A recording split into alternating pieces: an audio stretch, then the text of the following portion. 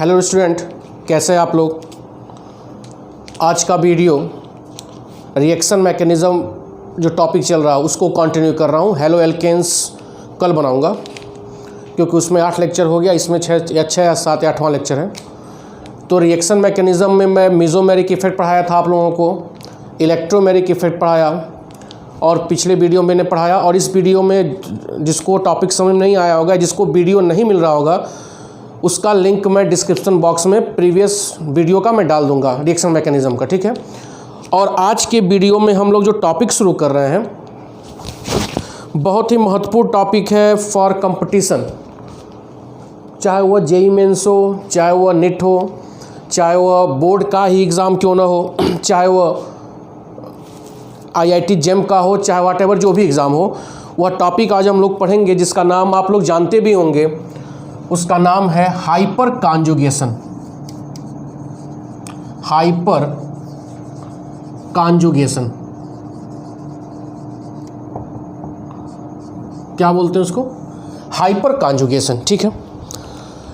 तो hyper conjugation आज हम लोग बड़ा डिटेल में पढ़ेंगे और क्या होता है, किसके लिए होता है, किसमें होता है, मतलब ऑल अबाउट हाइपर कॉन्जुगेशन आज हम लोग इसकी डिटेल स्टडी करेंगे, ठीक है। और थोड़ा कुछ देखते हैं। हाइपर कॉन्जुगेशन जानने से पहले देखते हैं, क्या देखते हैं। जैसे आप लोगों ने इसी रिएक्शन मैकेनिज़्म में इंडक्टिव इफेक्ट मैंने पढ़ाया था। जो बच्चे नहीं पढ़े होंगे उसका मैं लिंक आज डिस्क्रिप्शन बॉक्स में डाल दूंगा, आप जान सकते हो, ठीक है। उसमें मैंने बताया था एक होता है -I और एक होता है +I। तो -I जो होता है वह जो एटम या ग्रुप ऑफ एटम होते हैं वह इलेक्ट्रॉन अपनी तरफ अट्रैक्ट करते हैं, ठीक है। और जो +I होते हैं वह इलेक्ट्रॉन रिलीज़ करते हैं। वो इलेक्ट्रॉन क्या करते हैं? रिलीज़ करते हैं। जैसे आपसे पूछा जाए, आपसे कहा जाए this is the methyl group, you know this is the methyl group, और आप जानते हैं मेथिल ग्रुप क्या होता है? इलेक्ट्रॉन रिलीजिंग ग्रुप होता है। इलेक्ट्रॉन रिलीजिंग मतलब इलेक्ट्रॉन दे रहा है, रिलीज कर रहा है। तो बेटा अगर मेथिल ग्रुप की बात की जाए तो इस मेथिल ग्रुप में ध्यान दीजिएगा इस मेथिल ग्रुप में कोई भी फ्री इलेक्ट्रॉन्स नहीं है। बोलो, कोई भी फ्री इलेक्ट्रॉन नहीं है, एकदम नहीं है। न ही इसके पास कोई इलेक्ट्रॉन पेयर है, न ही इलेक्ट्रॉन पेयर है। तो भी यह इलेक्ट्रॉन क्या कर रहा है? रिलीज कर रहा है। मेरी बात समझ रहे हैं आप? मतलब जितने भी एल्किल ग्रुप्स होते हैं, alkyl group +I effect show करते हैं। +I मतलब क्या? इलेक्ट्रॉन रिलीज करना। मैं नाम लिया था हाइपर कॉन्जुगेशन का, इलेक्ट्रॉन रिलीज करना। तो methyl group electron releasing group है, चाहे एल्किल ग्रुप, चाहे कोई एल्किल ग्रुप ले लो, मेथिल सिंपलेस्ट में ले रहा हूँ, इलेक्ट्रॉन रिलीजिंग ग्रुप है। तो इलेक्ट्रॉन यह रिलीज कर रहा है तो इसके पास इलेक्ट्रॉन ज़्यादा होगा तभी रिलीज करेगा, या फ्री इलेक्ट्रॉन्स होंगे तभी रिलीज करेगा। लेकिन इसके पास फ्री इलेक्ट्रॉन नहीं है, न ही कोई एक्स्ट्रा इलेक्ट्रॉन पेयर है, तो भी आखिर इलेक्ट्रॉन रिलीज क्यों कर रहा है? यह क्वेश्चन आपके मन में आ सकता है कि इनके पास कोई इलेक्ट्रॉन एक्स्ट्रा है नहीं, रिलीज क्यों कर रहा है? तो इसका कारण क्या है? Due to hyperconjugation. किसकी वजह से? Due to hyperconjugation. क्या होता बता रहा हूँ, पहले कारण समझो कि इलेक्ट्रॉन रिलीजिंग ग्रुप हो रहा है, इसके पास कोई फ्री इलेक्ट्रॉन पेयर नहीं, लेकिन यह कर रहा है। तो इसका मेन कारण क्या है? Due to hyperconjugation. यह याद रहेगा, due to hyperconjugation. Clear हो रहा है बेटा? हाइपर कॉन्जुगेशन, ठीक है। आओ देखते हैं अगला पॉइंट में इसमें क्या बताऊंगा।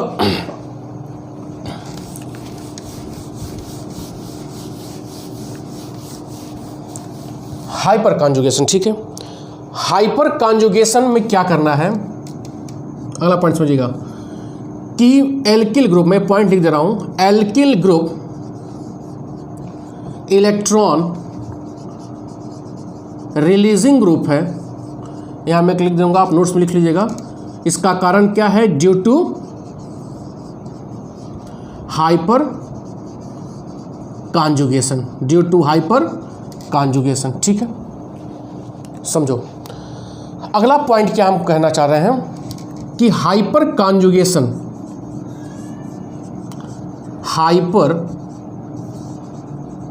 कॉन्जुगेशन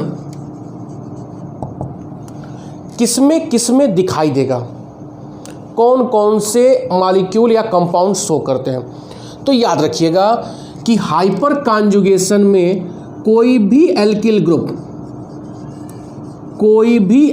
ग्रुप, बेटा बहुत इंपॉर्टेंट पॉइंट है, हाइपर कॉन्जुगेशन में कोई भी एल्किल ग्रुप अगर अनसैचुरेटेड कार्बन से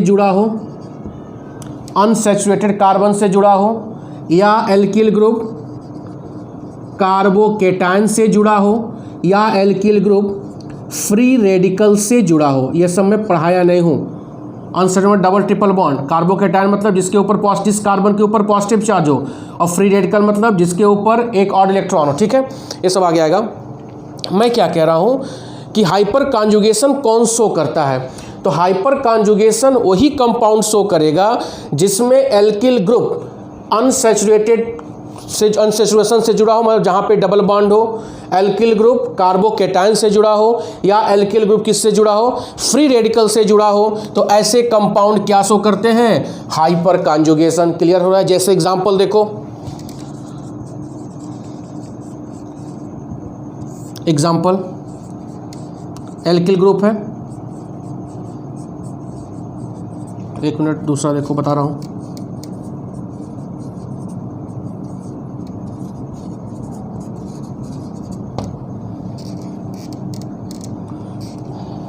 ध्यान दो, जो मैं लिखा उसे समझा रहा हूं।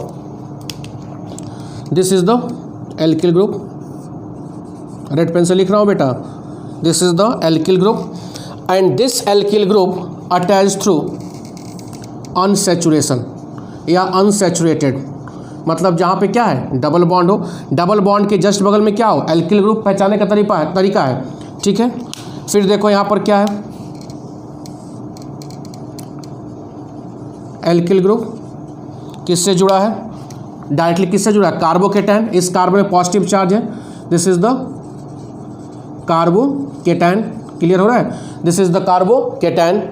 यहाँ पर एल्किल ग्रुप किससे जुड़ा है, फ्री रेडिकल से, this is the free radical. पहचान लेंगे फ्री रेडिकल, तो आप पहचान लेंगे कौन सा कंपाउंड हाइपर कॉन्जुगेशन शो करेगा। तो वही कंपाउंड हाइपर कॉन्जुगेशन शो करेगा जिसमें एल्किल ग्रुप डायरेक्टली किससे जुड़ा हो, डबल बॉन्ड वाले कार्बन से जुड़ा हो, या जिसमें एल्किल ग्रुप किससे जुड़ा हो, कार्बोकेटायन से जुड़ा हो, या जिसमें एल्किल ग्रुप किससे जुड़ा हो, फ्री रेडिकल से जुड़ा हो। क्लियर हो रहा है। यहाँ तक आप नोट्स बनाते चलेंगे, मिटा रहा हूँ। ठीक है, कोई दिक्कत है यहाँ तक, आगे आओ।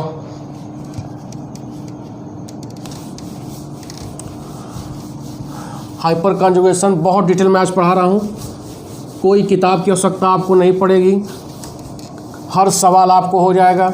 किसी बड़े तोप मतलब बड़े कोचिंग की नोट्स की आवश्यकता नहीं पड़ेगी। आप यह वीडियो देखिए, इस पे क्वेश्चन देखिए, अगर ना सॉल्व हो तो कहिए। ठीक है, आगे बताइए। अगला पॉइंट देखिए, पहला क्या था, एल्किल ग्रुप कार्बोकेटायन जुड़ा हो, अनसैचुरेशन या फ्री रेडिकल से। दूसरा पॉइंट कि हाइपर कॉन्जुगेशन के लिए, हाइपर कॉन्जुगेशन के लिए अल्फा हाइड्रोजन अवश्य हो।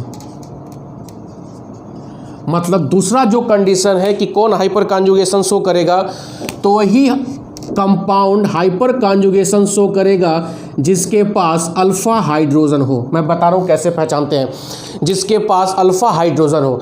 अगर अल्फा हाइड्रोजन नहीं है किसी कंपाउंड के पास, मतलब किस कंपाउंड के पास, जिसमें एल्किल ग्रुप डबल बॉन्ड से जुड़ा हो, एल्किल ग्रुप कार्बोकेटायन जुड़ा हो, एल्किल ग्रुप फ्री रेडिकल जुड़ा हो, ऐसे कंपाउंडों के पास अगर अल्फा हाइड्रोजन नहीं है तो हाइपर कॉन्जुगेशन शो नहीं करेगा। क्लियर हो रहा है। तो एटलीस्ट हाइपर कॉन्जुगेशन शो करने के लिए ऐसे कंपाउंडों में क्या चाहिए, अल्फा हाइड्रोजन की आवश्यकता है। ठीक है, और पहचानते हैं।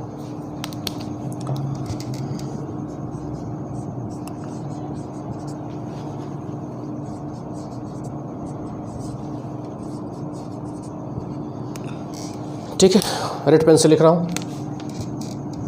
यह एल्किल ग्रुप हुआ, alkyl group doubly bonded carbon जुड़ा हुआ है, मतलब हाइपर कॉन्जुगेशन शो करेगा। कार्बोकेटाइन से क्या जुड़ा हुआ है, मेथिल ग्रुप, एल्किल हुई, मतलब कोई भी ले लो व्हाटएवर, ये सबसे सिंपलेस्ट है। क्लियर हो रहा है। अब देखो इस डबली बॉन्डेड कार्बन्स के अगल, चाहे इधर और कोई कार्बन हो, तो जस्ट अगल बगल कार्बन को बोलेंगे अल्फा कार्बन। यह क्या हो गया, अल्फा कार्बन। इसको क्या बोलेंगे, अल्फा कार्बन। और इस पे जुड़े हाइड्रोजन क्या बोलेंगे, यह अल्फा हाइड्रोजन। यह क्या हो गया, अल्फा हाइड्रोजन।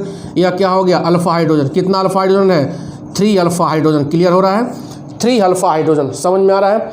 यहाँ पर देखो इस कार्बोकेटाइन के बगल में यह कार्बन क्या होगा, अल्फा कार्बन। कितना है, 1 2 3। अल्फा कार्बन से जितना भी हाइड्रोजन जुड़ा हो उसी को क्या बोलेंगे, अल्फा हाइड्रोजन। कितना है, 3 अल्फा हाइड्रोजन, 1 2 और 3। समझ में आ रहा है।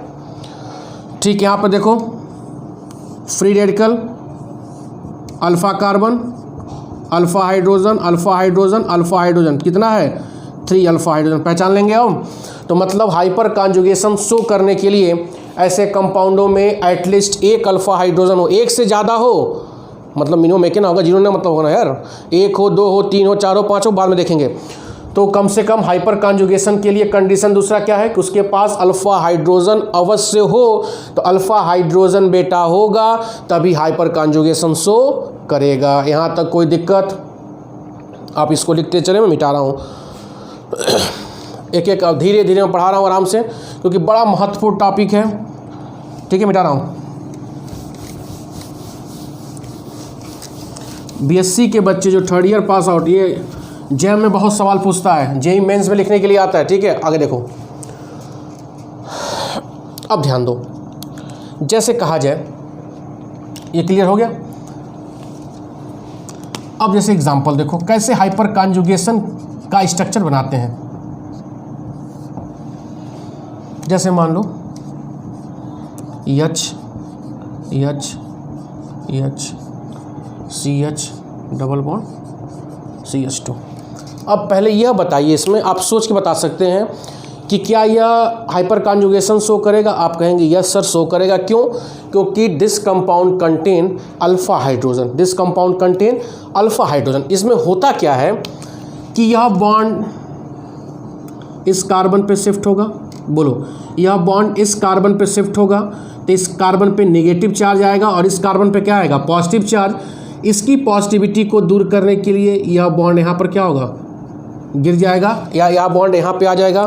तो आने के बाद क्या होगा, ध्यान देना, H C, यहाँ H, यहाँ पे क्या बन गया, double bond C H, single bond CH2, इसके ऊपर माइनस, और यहाँ पे क्या होगा H+।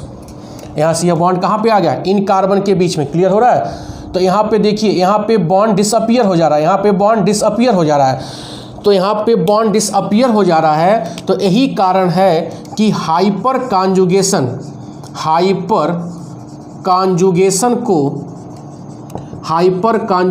को नो बॉन्ड रेजोनेंस कहते हैं। क्या कहते हैं, नो बॉन्ड रेजोनेंस। क्योंकि यहाँ पे बॉन्ड क्या हो जा रहा है, कार्बन हाइड्रोजन के बीच में नो बॉन्ड, किसी भी बॉन्ड का फॉर्मेशन नहीं हो रहा है। इसी कारण इसको क्या बोलते हैं, नो बॉन्ड रेजोनेंस। ठीक है। अब देखो, अब सवाल इस पर क्या बन सकता है कि सर इस कार्बन और हाइड्रोजन के बीच में बॉन्ड नहीं है, तो ये हाइड्रोजन में जुड़ा कहाँ है, इसको तो भाग जाना चाहिए, इसका हैप्पी बर्थडे हो जाना चाहिए, लेकिन ई इसके साथ अटैच है। नहीं समझ में आ रहा है, बोलो। अब देखो, इसका जरा मैं मॉलिक्यूलर ऑर्बिटल डायग्राम बनाने का प्रयास करूं, समझिएगा थोड़ा सा। 3 कार्बन है ना, 1 2 3, 1 2 3, थोड़ा दूर बना दे, नज़दीक हो जाएगा। C C और C, 1 2 3, इसके साथ यह बॉन्ड बना। ठीक है, यहाँ पर आओ, 1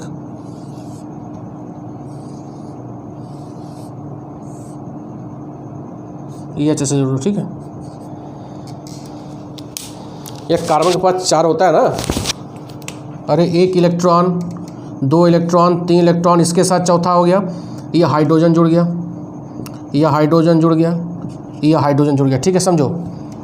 यहाँ पर देखो, यह सिग्मा बॉन्ड हो गया, यहाँ पर इनके बीच में ओवरलैपिंग हुआ है, तो यह पाई बॉन्ड, यह सिग्मा बॉन्ड और यह क्या हो गया, पाई बॉन्ड हो गया।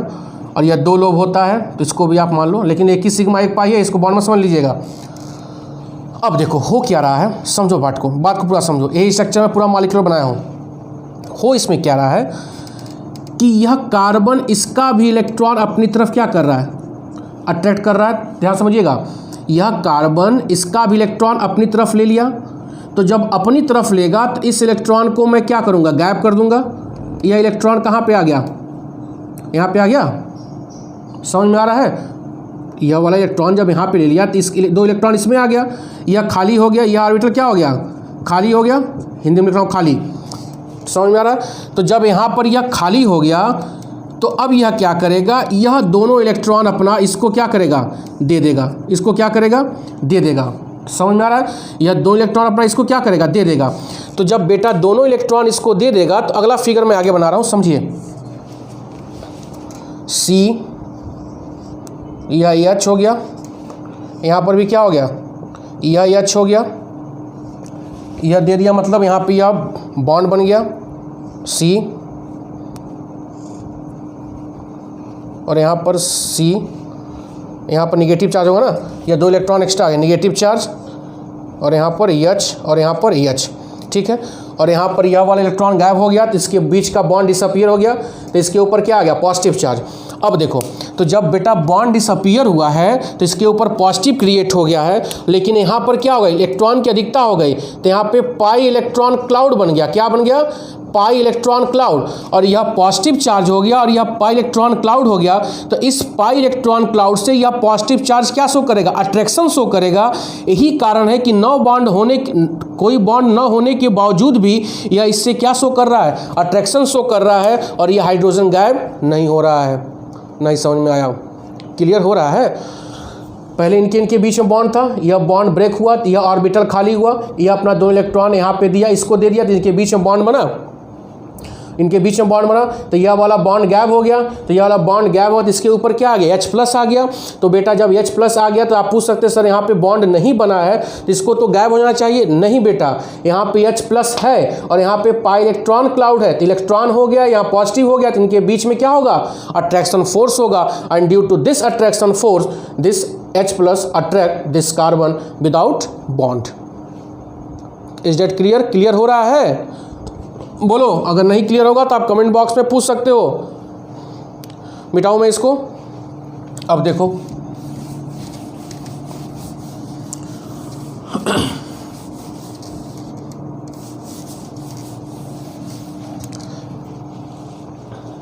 अब इसको बनाइए, यहां शिफ्ट हुआ, क्या बना, EH CH, यहाँ पे double bond CH, single bond CH2 minus, यहाँ पे क्या हो गया, H+। ठीक है। अब देखो अगला स्ट्रक्चर क्या होगा, अब इनके यह बॉन्ड यहाँ जाएगा तो बना H, इसकी पॉजिटिव दूर हो जाएगी HC। अब यहाँ से बॉन्ड क्या होगा, गैप हो जाएगा, यहाँ पे क्या आ गया H+, this is the H, double bond CH, single bond CH2। ठीक है। अब यह वाला पार्टिसिपेट किया, फिर देखो EH double bond CH, single bond CH2, यहाँ पर क्या हुआ, गैप हो गया। ठीक है, क्लियर। अब देखो इसको स्ट्रक्चर पहला मानिए, इसको स्ट्रक्चर दूसरा मानिए, इसको स्ट्रक्चर तीसरा मानिए, इसको स्ट्रक्चर चौथा मानिए। ठीक है। तो ऐसे कंपाउंडों का जो हाइपर कॉन्जुगेशन शो करते हैं, इन स्ट्रक्चर को बोलते हैं हाइपर कॉन्जुगेटिव स्ट्रक्चर। क्या बोलते हैं, hyper conjugative structure,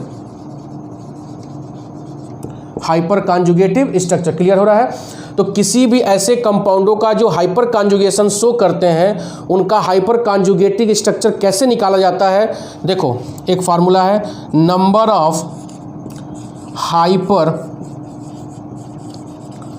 conjugative structure, ST मतलब structure, is equal to number of alpha hydrogen plus 1, number of alpha hydrogen plus 1। Clear हो रहा है, number of alpha hydrogen plus 1। अब यहाँ पे नंबर ऑफ अल्फा हाइड्रोजन कितना था, 3 था, 1 2 3, कितना जोड़ देंगे 1, कितना आ गया 4, तो 1 2 3 और 4। क्लियर हो रहा है? बस आपको बॉन्ड क्या करते जाना, घुमाते जाना है। क्लियर हो रहा है? अब आगे देखते हैं। आज तो वीडियो लंबी बन जाएगी, प्रयास करता हूँ। ठीक है, मिटा रहा हूँ इसको।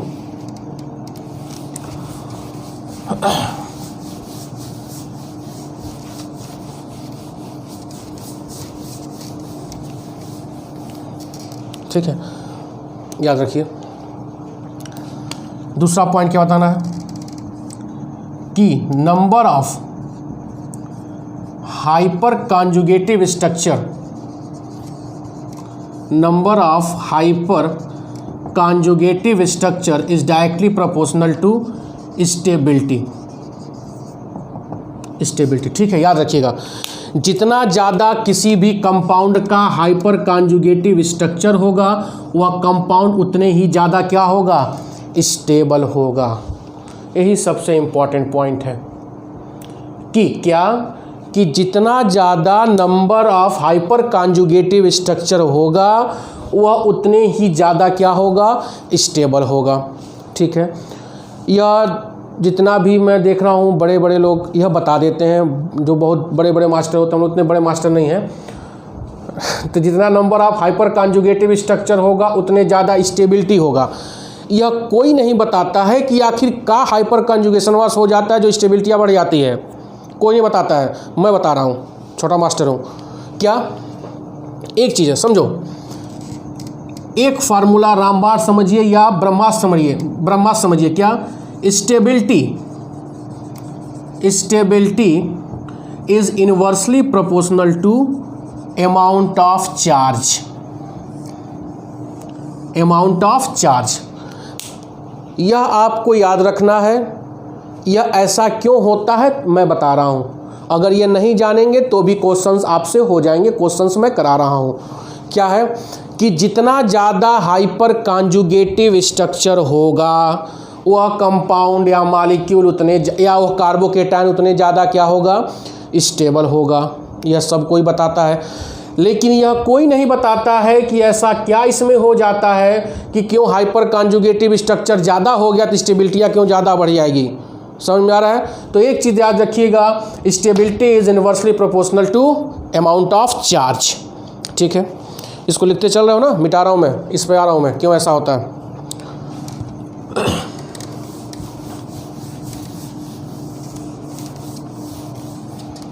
ठीक है, आओ देखते हैं।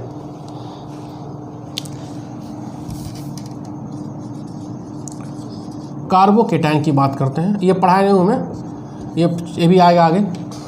जो बड़े बच्चे सेकेंड ईयर के या बीएससी जो कर चुके सब जानते होंगे। ठीक है, कार्बोकेटायन, कार्बोकेटायन जनरली 3 प्रकार का होता है, 1 डिग्री, 2 डिग्री और 3 डिग्री। और हम जानते हैं कि स्टेबिलिटी ऑफ कार्बोकेटायन क्या होता है, 3 degree is more stable than 2 degree than 1 degree. ठीक है, तो हम लोग कह देते हैं कि बेटा 3 डिग्री ज़्यादा स्टेबल है 2 डिग्री से और 1 डिग्री से।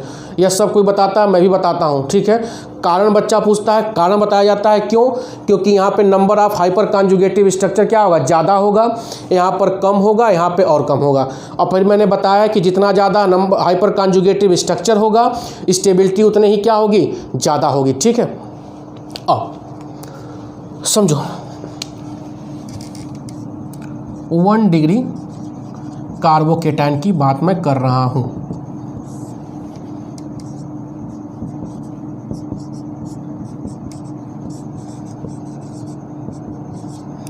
यह कार्बोकेटायन है, वह कार्बन जिस पे पॉजिटिव चार्ज, उसको क्या बोलते हैं, कार्बोकेटायन। यह कार्बन कितने कार्बन जुड़ा हुआ है, एक कार्बन से, तो कितना होगा, 2 डिग्री। अगर इधर होता तो 3 डिग्री, 2 डिग्री, इधर भी होता तो 3 डिग्री।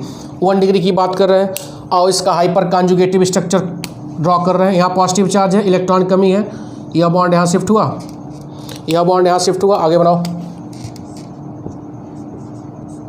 यहाँ पे क्या होगा, डबल बॉन्ड CH2, यहाँ H, यहाँ पे क्या हो जाएगा H+, यह यहाँ शिफ्ट हुआ, देखो क्या होगा EH, इनके बीच बॉन्ड गैप हो गया, CEH, यहाँ पे क्या होगा CH2, यहाँ पे क्या होगा पॉजिटिव चार्ज, यह यहाँ शिफ्ट हुआ, इनके बीच का बॉन्ड गैप होगा,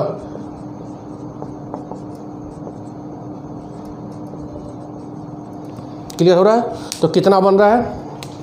4, 1 2 3 और 4। बोलो क्लियर हो रहा है बेटा? ठीक है, अभी जज कराता हूँ मैं। 2 डिग्री कार्बोकेटाइन की बात कर लेते हैं। 2 डिग्री कार्बोकेटाइन, 2 डिग्री कार्बोकेटाइन। आओ,